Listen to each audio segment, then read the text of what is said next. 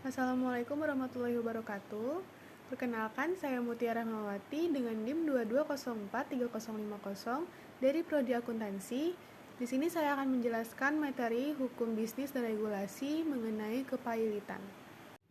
Kepailitan adalah suatu kondisi atau keadaan ketika pihak yang berhutang atau debitur, yakni seseorang atau badan usaha, tidak dapat menyelesaikan pembayaran terhadap hutang yang diberikan dari pihak pemberi utang atau kreditur. Terdapat 4 asas-asas kepailitan. Yang pertama, asas keseimbangan. Undang-undang ini mengatur beberapa ketentuan yang merupakan perwujudan dari asas keseimbangan, yaitu di satu pihak.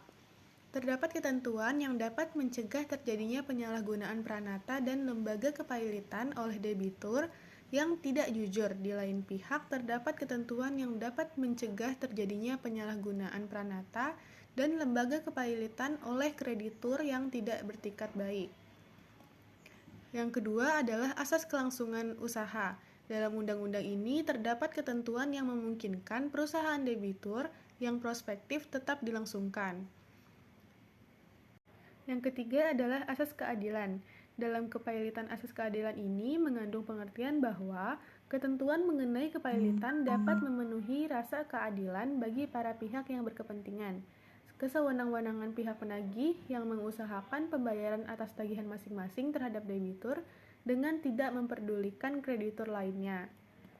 Yang terakhir adalah asas integrasi. Dalam undang-undang ini mengandung pengertian bahwa sistem hukum formil dan hukum materialnya merupakan satu kesatuan yang utuh dari sistem hukum perdata dan hukum acara perdata nasional. Kemudian, syarat debitur dinyatakan pailit menurut Undang-Undang Pasal 2 Nomor 37 Tahun 2004 adalah adanya debitur yang tidak membayar utang, adanya lebih dari satu kreditur, adanya lebih dari satu utang, minimal satu utang sudah jatuh tempo, minimal satu utang sudah dapat ditagih, dan pernyataan pailit diputus oleh pengadilan niaga. Pihak-pihak yang dapat mengajukan kepailitan menurut Undang-Undang Pasal 2 Nomor 37 Tahun 2004 adalah debitur sendiri, seorang atau lebih krediturnya, Kejaksaan untuk Kepentingan Umum, Bank Indonesia, Badan Pengawas Pasar Modal, dan Menteri Keuangan termasuk perusahaan asuransi, perusahaan reasuransi, dana pensiun, atau BUMN yang bergerak di bidang kepentingan publik. Pada hakikatnya, tujuan dari hukum kepailitan adalah untuk melakukan sita umum terhadap harta kekayaan debitur, sehingga dapat mencegah agar debitur tidak melakukan perbuatan-perbuatan yang dapat merugikan kepentingan para kreditur. Dasar hukum kepailitan yang pertama adalah Undang-Undang Nomor 37 Tahun 2004 tentang kepailitan dan penundaan kewajiban pembayaran. Yang kedua, Undang-Undang Nomor 40 Tahun 2007 tentang perseroan terbatas. Yang ketiga, Undang-Undang Nomor 4 Tahun 1996 tentang hak tanggungan. Yang keempat, Undang-Undang Nomor 42 Tahun 1992 tentang jaminan fidusia. Yang kelima, pasal-pasal yang terdapat dalam Kitab Undang-Undang Hukum Perdata, yaitu pasal 1131 sampai 1134, dan yang terakhir, beberapa undang-undang lainnya yang mengatur mengenai BUMN, yaitu Undang-Undang Nomor 19 Tahun 2003, Pasar Modal, Undang-Undang Nomor 8 Tahun 1995, Yayasan, Undang-Undang Nomor 16 Tahun 2001, Koperasi, Undang-Undang Nomor 25 Tahun 1992. Kemudian, penundaan kewajiban pembayaran utang atau PKPU merupakan prosedur yang dilakukan debitur untuk menghindari kepailitan. PKPU ini bertujuan untuk debitur dapat mengajukan rencana perdamaian yang meliputi tawaran pembayaran sebagian atau seluruh utang kreditur, baik kreditur preferen maupun konkuren. Pihak yang dapat mengajukan PKPU adalah debitur, kreditur, dan Bank Indonesia. Dalam hal debitur adalah bank.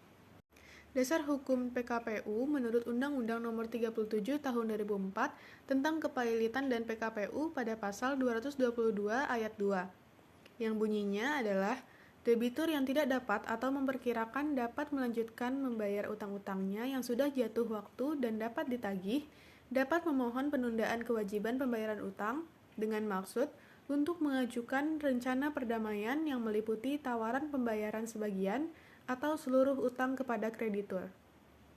Dengan dikabulkannya permohonan PKPU atau PKPU sementara, maka berlakulah hal-hal sebagai berikut, yaitu selama PKPU berlangsung, terhadap debitur tidak dapat diajukan permohonan pailit.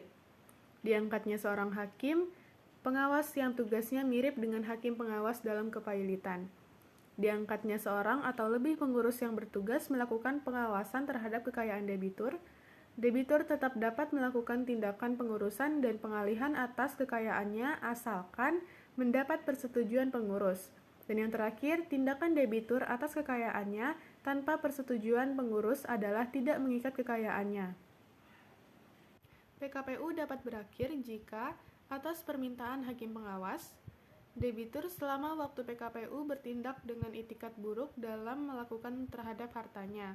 Debitur telah merugikan atau telah mencoba merugikan krediturnya. Kemudian, debitur melakukan pelanggaran pasal 240 ayat 1 UUK.